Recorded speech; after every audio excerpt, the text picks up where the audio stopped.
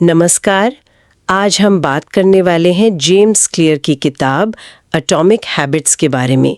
ये किताब बताती है कि कैसे छोटी छोटी आदतें मतलब रोज़ के छोटे काम बड़े नतीजे ला सकते हैं। लेखक ने खुद ये सीखा जब वो एक काफ़ी गंभीर चोट से उभर रहे थे। उन्होंने देखा कि रोज़ बस थोड़ा थोड़ा बेहतर करने से ज़िंदगी कैसे बदल सकती है। तो चलिए इसी में थोड़ा और गहरा उतरते हैं। किताब का एक जो मेन आइडिया है वो है रोज सिर्फ 1% बेहतर होना। सुनने में तो शायद ये ज्यादा ना लगे, है ना? लेकिन कहते हैं इसका असर जबरदस्त होता है। हाँ बिल्कुल, ये जो चक्रवृद्धि प्रभाव है ना, ये वाकई कमाल का है। आप सोचिए, रोज सिर्फ 1% का सुधार और साल खत्म होते होते आप लगभग 37 गुना बेहतर हो सकते हैं। 37 गुना? हाँ, जैसे एक छोटा सा बीज धीरे धीरे एक बड़ा पेड़ बन जाता है। और इसका उल्टा भी उतना ही सच है। रोज 1% नीचे गिरना वो आपको लगभग 0 पर ले आएगा। तो असल में बड़ी बड़ी चीजें करने से नहीं, बल्कि लगातार सही दिशा में छोटे कदम लेने से सफलता मिलती है, भले ही शुरू में आपको रिजल्ट ना देखें। सही कहा। ये 37 गुना वाला आंकड़ा तो सोचने पे मजबूर करता है। और इसी से जुड़ा एक और बड़ा पॉइंट है किताब में कि लक्ष्यों से ज्यादा सिस्टम पर ध्यान दो। ये थोड़ा मतलब सुनने में अलग लगता है, क्योंकि हम सब तो गोल्स ही सेट करते हैं ना। हाँ, करते तो हैं। और देखिए, लक्ष्य जरूरी है, वो दिशा दिखाते हैं। जैसे कोई स्पोर्ट्स टीम है, उनका लक्ष्य है चैंपियनशिप जीतना। हाँ, पर मजे की बात यह है कि हारने वाली टीम का लक्ष्य भी तो वही होता है। तो फर्क कहां से आता है? फर्क आता है उनके सिस्टम से। मतलब वो रोज क्या करते हैं, उनकी प्रैक्टिस, उनकी आदतें। अच्छा। सिर्फ नतीजे पर फोकस करेंगे तो शायद थोड़े टाइम के लिए कुछ बदल जाए, लेकिन अगर सिस्टम वही पुराना है, आदतें वही हैं, तो आप वापस वहीं पहुंच जाएंगे। परमानेंट बदलाव के लिए तो वो जो रोज का सिस्टम है उसे ठीक करना पड़ता है। समझ गए। मतलब रोज की ड्रिल, रोज का अनुशासन, वही सिस्टम है। और किताब में इससे भी एक गहरी बात कही गई है, पहचान की, आपकी आइडेंटिटी, वो कैसे जुड़ती है इससे? हाँ, ये बहुत ही क्या कहते हैं, क्रिटिकल पॉइंट है। हम वही काम लंबे समय तक करते हैं जो हमारी पहचान या हमारी सेल्फ इमेज से मैच करता है। जैसे अगर कोई खुद को हेल्दी इंसान मानता है तो उसके लिए रोज जिम जाना या सलाद खाना आसान होगा। और मजे की बात यह है कि हमारी आदतें ही धीरे धीरे हमारी पहचान बनाती हैं। हर बार जब आप कोई अच्छी आदत अपनाते हैं, मान लीजिए आप किताब का एक पन्ना पढ़ते हैं, तो आप एक तरह से वोट डाल रहे हैं कि मैं एक पढ़ने वाला इंसान हूं। तो आदतें बदलकर आप असल में अपनी पहचान बदल सकते हैं। वाह! तो पहचान बदलने के लिए आदतें बदलो। और यहीं पर आते हैं किताब के वो 4 नियम जो बताते हैं कि आदतें बनती कैसे हैं और उन्हें बदला कैसे जा सकता है। तो पहला नियम क्या है? पहला नियम है, इसे स्पष्ट बनाएं, मेक इट ऑब्वियस। हमारी ज्यादातर आदतें वो किसी न किसी सिग्नल, किसी क्यू से शुरू होती हैं, अक्सर अनजाने में। अच्छा। हाँ, तो अगर अच्छी आदत डालनी है तो उसके सिग्नल को, उसके क्यू को एकदम साफ, एकदम सामने रखना होगा। जैसे आपने कहा, अगर रोज सुबह दौड़ना है तो रात को ही जूते दरवाजे के पास रख दिए, दिखेंगे तो याद आएगा। एक और तरीका है हैबिट स्टैकिंग। मतलब अपनी किसी पुरानी आदत के ठीक बाद नई आदत जोड़ दो। जैसे मैं रोज सुबह ब्रश करने के बाद 1 गिलास पानी पीऊंगा। पुरानी आदत नई आदत का ट्रिगर बन जाती है। ये तो बढ़िया है।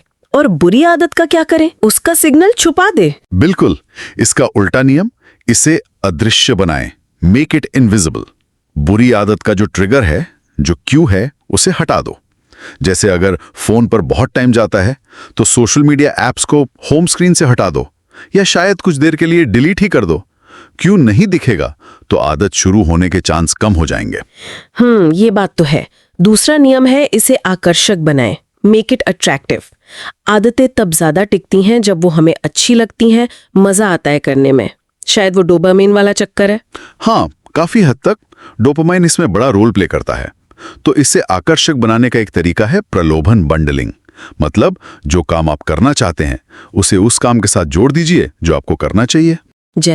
जैसे मान लीजिए आपको अपना पसंदीदा शो देखना है, लेकिन आपको कसरत भी करनी है, तो नियम बना लीजिए कि आप शो तभी देखेंगे जब आप ट्रेडमिल पर चल रहे होंगे। अच्छा, दोनों काम एक साथ। हाँ, दूसरा तरीका है ऐसे लोगों के साथ जुड़ना, ऐसे ग्रुप में शामिल होना जहां आपकी मनचाही आदत वो नॉर्मल मानी जाती हो।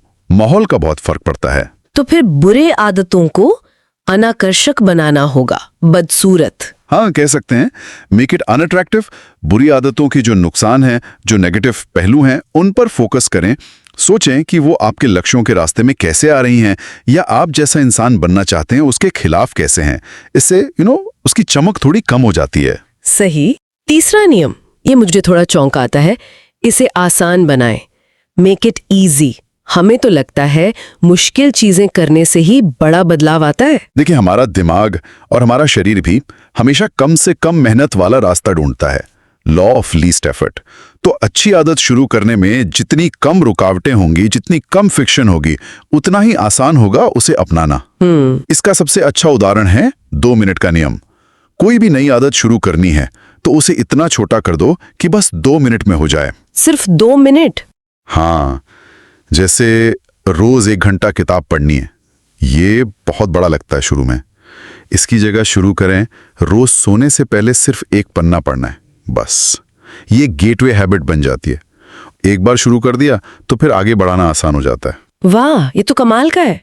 1 पन्ना तो कोई भी पढ़ सकता है, तो फिर बुरी आदतों के लिए उन्हें मुश्किल बनाना होगा। बिल्कुल, मेक इट डिफिकल्ट।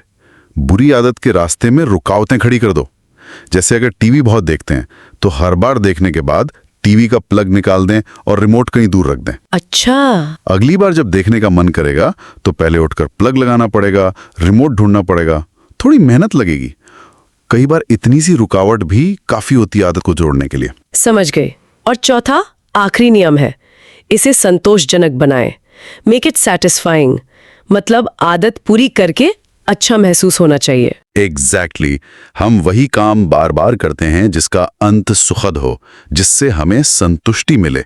और हमारा दिमाग जो है वो तत्काल मिलने वाले इनाम को ज्यादा तवज्जो देता है, भविष्य के बड़े इनाम से ज्यादा। हाँ, ये तो है। तो अच्छी आदत को पूरा करने पर खुद को तुरंत कोई छोटा सा इनाम दें।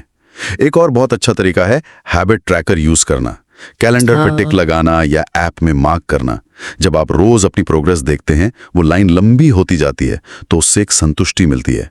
वो खुद में एक इनाम है। तो इसका मतलब बुरी आदतों को असंतोषजनक बनाना होगा, शायद कोई पेनल्टी लगाकर। हाँ बिल्कुल, मेक इट अनसैटिस्फाइंग। बुरी आदत के साथ कोई तत्काल नेगेटिव नतीजा जोड़ दें। जैसे हैबिट कॉन्ट्रैक्ट होता है। आप किसी दोस्त के साथ एक कॉन्ट्रैक्ट साइन कर सकते हैं कि अगर मैंने ये बुरी आदत की, मान लीजिए स्मोकिंग की, तो मैं तुम्हें इतने पैसे दूंगा, या कोई ऐसा काम करूंगा जो मुझे बिल्कुल पसंद नहीं। या फिर एक अकाउंटेबिलिटी पार्टनर रख सकते हैं, कोई ऐसा दोस्त या साथी जो आपकी प्रोग्रेस पे नजर रखे और आपको टोके। जब पता होता है कि कोई और देख रहा है तो हम थोड़ा ज्यादा सावधान रहते हैं।